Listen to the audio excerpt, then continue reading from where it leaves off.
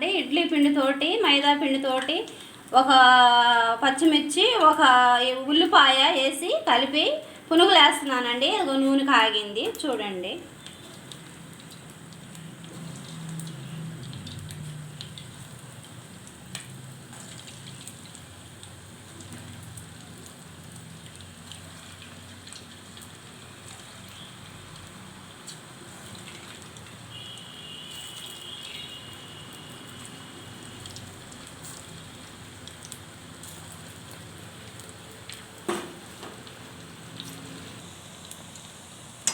ఇప్పుడు తిరగేస్తున్నానండి.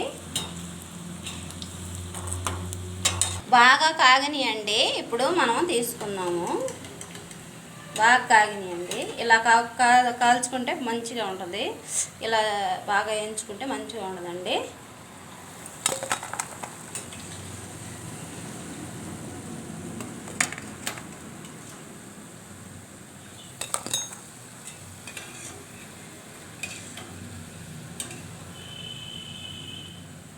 చూసారు కదండి, చూసారు కదా ఫ్రెండ్స్.